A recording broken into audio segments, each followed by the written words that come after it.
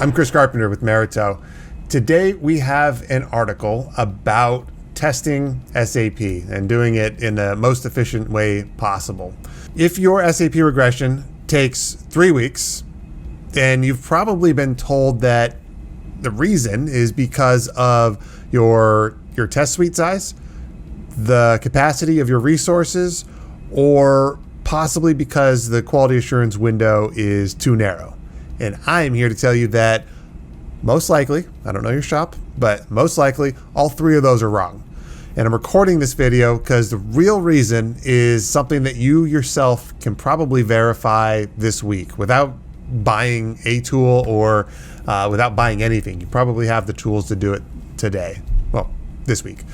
So I wrote an article about it, and the short version is that nobody can prove what a transport touched. And the next logical step is to test everything. And that becomes the only defensible option. So the article's linked below, and it's about a 5-minute read. So what the article does not tell you, though, is how to actually check whether that's a true statement in your own shop. And that's what I'm trying to add today with this video. Just add a little extra on top. And I'm going to walk you through it. And each one of the points, I'll tell you what to go look for, and then try to help you understand what a bad answer looks like or sounds like. All right, so here's the claim. When a transport moves from dev to QA, nobody can produce a list of what was touched. And they also cannot produce a list of what that change also depends on and what that dependency touches. And which of those objects anyone in production actually uses. So test that right now. Take the last transport that went to production and ask your team for that list, right? That's going to be the list of what changed, the dependencies on each one of those changes, and which of those changes were actually used in production. I would be shocked if someone could get you that list. If it comes back in an hour, I'll be shocked. I will buy you lunch. Ping me, submit our form online, and say, Chris Carpenter owes me lunch because I have that list within 1 hour.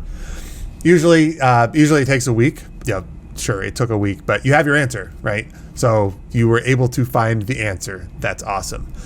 Most shops that have that knowledge, it lives within 2 people. And one of those people is probably very close to retirement. Just tribal knowledge. That's something that we run up against all the time. The article itself says that without that list, the only safe answer is to actually run all of the tests, right? You don't know what to test, so you test it all. And given that amount of information, that is the correct answer. And your team is being 100% rational by thinking like that. So what that means is the cost is actually coming from missing information rather than bad judgment. We're not saying you're making bad decisions. We're just saying you don't have all the information. And I hope I can give you the tools to go out there and find that missing information. So I first used Change Impact Analysis when it had a different owner.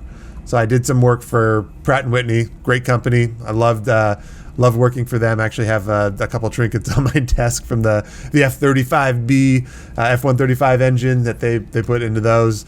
And at the time it was LiveCompare. The product was owned by IntelliCorp. It is the same engine, just a different logo. And Tricentis acquired IntelliCorp in 2009. And now it gets sold in a couple different ways. So each of those ways is a standalone license called LiveCompare.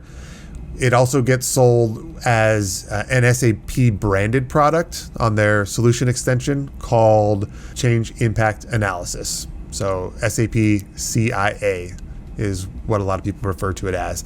And then the third option is that it gets bundled with SAP Enterprise Continuous Testing, which is also known as Tricentis Tosca. And it gets a little confusing. I'm happy to walk you through any one of those options to acquire it. And like I said, it gets a little confusing, but my team can make it pretty easy for you. And before you buy, just confirm what packaging you're actually buying, because buying the wrong one can be a common occurrence, but also it can be an avoidable mistake. And one of them costs a little bit more than the other also. I'm happy to break down those numbers and let me know if you're looking at making a purchase, and we can help you scope out what the cost should be. And then one line from the aerospace industry in general is the export control.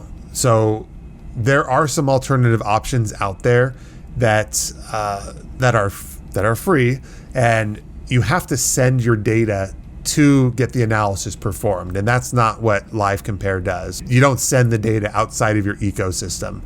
And so if you're in a cleared environment, you know that the pool of people that you have working in your shop, it's just a fraction of what you have in a commercial shop. So the manual analysis that has to be done, it really stops scaling long before your landscape actually scales. So the number that really should bother your CFO is SAP's own guidance on custom code says that 40 to 60% of custom ABAP code is never executed in production. That is absolutely mind-boggling. It blows my mind because that's a lot of debt. That's tech debt at the end of the day. Right, so you can check your own system rather than taking SAP's word for it, and you can run an ABAP call monitor and a usage procedure, which logs across the full business cycle. So you can see what never actually fires, and I would give it a full quarter so you can catch up on the month end and then also the quarter end, because those are high volume. So you have to run it for a while in order to actually see, but enable that today and you'll get the metrics hopefully by the end of your sales cycle whenever you're looking to buy an additional tool to get you more data. You'd be surprised that more objects will come back dead than many of the ones that are actually used. It might be more than 60%. Very, very curious. Comment below and let me know where you actually came back. Don't give any sensitive data in the public forum, but I'm very curious. You can also send me a message as well through the Merito.com website. But the article puts it this way: teams who test everything, they test everything about 1 inch deep. 1 inch deep, a mile wide. Think about that. They're not doing their full due diligence because they're spending their time testing everything. So that's the part that I'd push the hardest on when you are talking about this with your leadership. Attention is a finite resource, and spreading it evenly across the entire landscape means that nothing's actually getting real scrutiny. If you think about it that way, that's like a huge selling point for actually knowing what you need to test. Test more with less, right? Another number that is staggering is how defects escape from inside a test suite that produced a green check mark. I talk a lot about green check marks and how awesome green check marks are, and how great it is to see a regression suite come back that it passed, but you'd be surprised how many defects actually, how much coverage you don't have, right? If you could spend time creating that test suite and getting a full pass and a clean release, like those are two separate things, and only one of them is on your dashboard, right? Getting a full pass versus an actually clean release. So what is change impact analysis? What does it do from a technical perspective? So there are 3 steps, and step 2 is what separates it from what you call the where used report. That's what step 2 separates. So step 1, it resolves every object in the transport.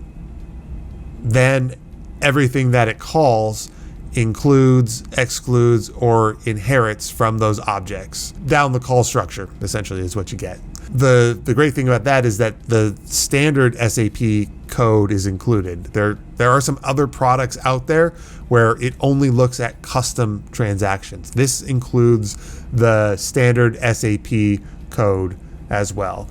And so the inclusion is the thing to check whenever you're getting a demo from anybody who's trying to show you this type of feature. On a support pack, the standard code is what's changing. So wouldn't you want to know what touches that standard code? Anything that stops at custom objects, it misses the entire event. So we have to account for it. So step 2 will actually add weight to the entire graph with that production usage.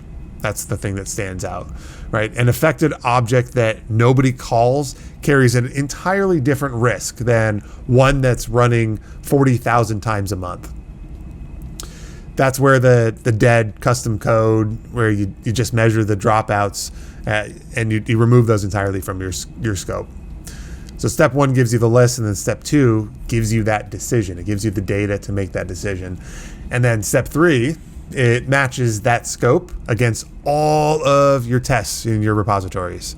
So you get the hits back and the gaps. You get the hits and the gaps. Those hits are what is most at risk, those most at-risk objects with a matching test. And the gaps are the most at-risk objects with nothing covering them. 2 very valuable pieces of data. So before you evaluate anything, check whether your tests carry that same object mapping. And if they do not, then that is the prerequisite work. You got to ask someone, hey, what's our coverage here? It is worth doing that regardless of what you end up buying. Try to get that number. If they can't give it to you, then this is a hell of a product. It's a very compelling case.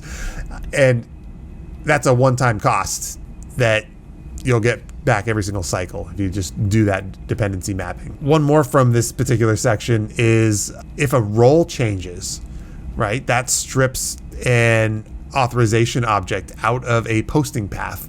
That's a month-end outage that nobody saw coming, right? If a role changes and it strips an authorization object, and then someone discovers that at month end, how bad is that issue? So ask your team whether that security transports, ask them if that's already in scope for any of your regression.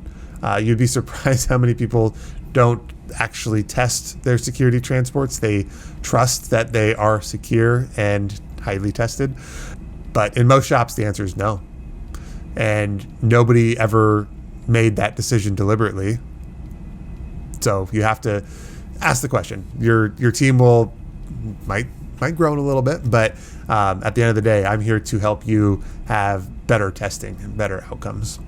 So for Fiori and S/4HANA, these really raise the stakes. Not really a better way to say that, but Fiori itself it sits on top of the OData service. And that sits on top of the CDS views, right? CDS views will sit on top of tables and behavior implementations, right? Those 4 layers are what your user clicks and then what your developer changed, and what your ABAP tooling only sees. It only sees the bottom 2, right? So your tester opens the app, the tile renders, and then the list populates, and the numbers are wrong quietly. No one can actually see that because there's so many layers that are being displayed at the presentation layer.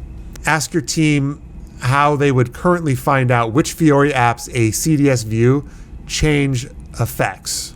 If the answer involves a person who just knows, tribal knowledge, right, then that's a huge gap.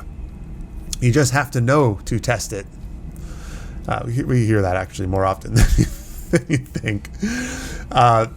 So if you have that tribal knowledge gap, then S/4HANA adds the data model compression.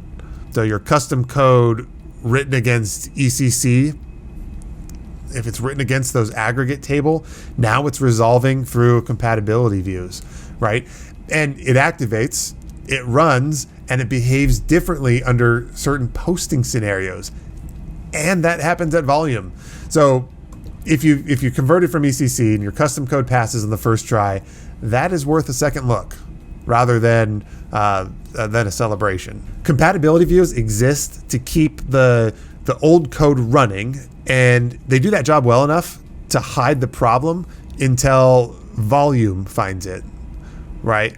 The compatibility views, the code's run, and then you get hit 40,000 times and it can't keep up with itself, and then you run into a massive issue at the time that you're finding volume, right?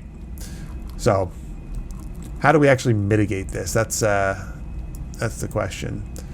So I used the term earlier, test more with less. And there's 4 signals on the screen right here, 4 bullet points. Read them against your own program and count how many of them actually land, how many of them actually resonate with your team. Regression scope is the same size every release, regardless of what shipped. Right? Does that sound familiar? A one-object hotfix and a fully functional release should not cost the same to validate, in my opinion. And if they do, then your scope is being set by habit instead of actually by the numbers. Next one is test selection. Test selection is, if it's a negotiation between leads, rather than actually being calculated and backed up by risk, then sit in one of those meetings and see who wins, right? It correlates with the seniority rather than the actual business risk itself. If that one resonates, go and check that mark. Support pack testing eats the same window as a functional release. Support packs should be the cheap ones, right? And almost nowhere. I don't know. I can't remember the last time a support pack implementation was cost effective. I'd say almost nowhere. And your coverage metric is a percentage of test cases executed. This is the one that tells us the most. It's an immediate tell. And it's the easiest thing for you to check right now. All you have to do is open your QA dashboard and look. If it's a percentage of test cases, that is not test coverage. Executed test cases measure how busy the team was. It doesn't measure the quality of your application. Just because you executed a 1,000 test cases doesn't mean that you tested your system thoroughly. I can't tell you how many times you go into an organization and test automation. We always talk about how many test cases can you automate? I want 1,000 test cases automated. And you ask, well, what if I got you the same test coverage with 100 test cases? Would that be acceptable to you? And the answer is no. I've been told several times no. I'd have a hard time justifying that with leadership, and that blows my mind. The number that actually predicts a clean release is the share of changed and used objects that something validated before the gate. So that's what belongs on your dashboard, and you can start tracking it by hand before you buy anything. So where this sits in the SAP integrated tool chain, you'll hear me talk a lot about the ITC. The ITC is 6 layers. We've got LeanIX, which is used for architecture. We've got Signavio, which is used for storing your process. Synity for your data, getting your data to that clean core state. Every upgrade will have some data element to it. Synity is a great product. And then Cloud ALM for your lifecycle. Cloud ALM is the old solution manager tool, which is now being called Cloud ALM. And then SAP ECT for testing. This is Tosca, Tricentis Tosca, rebranded by SAP, and that's squarely where Merito fits in for making sure that you can easily and thoroughly test your application in conjunction with Cloud ALM and Signavio, and then tying all of your business processes to test cases. And then, of course, we've got WalkMe for your adoption. So this is a DAP tool where you can actually build out the business processes from Signavio, and you can have your user acceptance testing and then also your training. When you're doing an implementation and rolling this out to tens, if not thousands of users, you want to make sure that they understand how to use the upgraded tool, the new interface, where things are, what's the business flows, and WalkMe is a great tool for that. So most customers in our ecosystem already own 3 or 4 of these, and they've just never connected them. It blows my mind. It's a little wild to think about that you own tools and you're not integrating them into a tool chain, and you're already paying for it. So probably very easy, and I use the word term easy, but probably a little bit of effort to get them integrated, but the value is probably, I hate to give you a number, but 5x of your return on investment. Got a blog for that that we just released the other day, talking about how to calculate ROI. The change impact analysis is what makes this ALM layer enforceable. Cloud ALM is essentially used as the release gate, and with no change evidence behind it, then it's just another checkbox with a signature field. You got someone signing off on it, but find out who signs your release gate and ask them what they're actually attesting to. And this is for every transport cycle. So this isn't just something that we're building for an S4 HANA migration or a RISE transformation. It's not something that we just build one time and or we run it quarterly if someone remembers to. This is something that we can build and build out a transformation pipeline, right? Continuous transformation. Imagine being able to release monthly and having minimal downtime, minimal impact, not having to keep people up all weekend in order to get your release out, right? You've bought all of these tools, you've bought a report, and you should use it. So auditors a lot of times will treat these reports and controls very differently, but I'm saying that we can use one of them and count it as evidence for building this out. And then the BTM promise, it only works if regression scales with that change. So one point in the SAP portfolio is the LeanIX, the Signavio, and WalkMe. Those are all built on the premise that the change itself is a standing capability rather than a project that you finish and move on, right? That's the premise. It collapses on contact with a release calendar, unless that regression cost tracks actual change. So every quarter you'll drop and it still triggers a full regression program. So your continuous capability is a sequence of projects with nicer dashboards.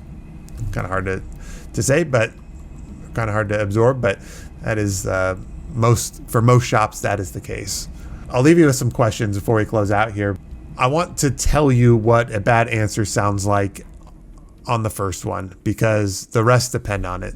Which objects did the last release transports actually change, and which of those are used in production? Right? The answer, a good answer, is a list today. If you can get that list today, if you can get it in an hour, I would be surprised. If you get that list today, then you're in a really good spot. A bad answer is a name, meaning a person who has it or used to have it because they no longer work in the org or have since retired, or maybe they transition to a different department. I don't know. But if you get a name, then that means you still have some things to work out. And the worst answer is a question back, like someone asking you which release you mean, or what do you mean? Would probably be the worst of the worst. But I'll pull out one more. So what did you consciously decide not to test? And whose name is on that decision? If you ask that question, like risk acceptance is fine, but unnamed risk acceptance, that's what turns a defect into an audit finding. The closing line of the article, I think that's what holds up the most. It's if a question, if it gets you a spreadsheet or a shrug from anyone, then you already know that your regression program, you already know what it's cost and what it costs and what it is not buying. And to that point, you have the start of your business case. So hopefully you can ask some of these questions and you'll start to get some answers, whether you like them or not. Maybe, hopefully they're great. Hopefully you guys are doing a great job. But yeah, that's the subject of my next video. Hopefully you'll be able to watch that. If you like, subscribe, or comment, then you'll be able to see some more of these videos. Otherwise, it might get lost in the algorithm. But everything I've said here, hopefully you'll be able to check it for yourself within a week. I'm not here to sell you anything. I'd love to sell you stuff because that's our whole business model. But the link is below. If you do have any questions, feel free to go to the Merito website. You can go to this article. You can click here. You can fill out that. You can click on book a consultation and fill out this form here if you want me to buy you lunch because I was wrong about some of my assumptions. And then with that, I'll tell you which edition of Tosca or Change Impact Analysis or which bundle would be worth it for you. And sometimes I'll tell you that it's not worth it and you should look at either a different solution or you're just not quite ready for it. Happy to be that trusted advisor. But again, the link is down below and I hope to see you again. Thank you so much.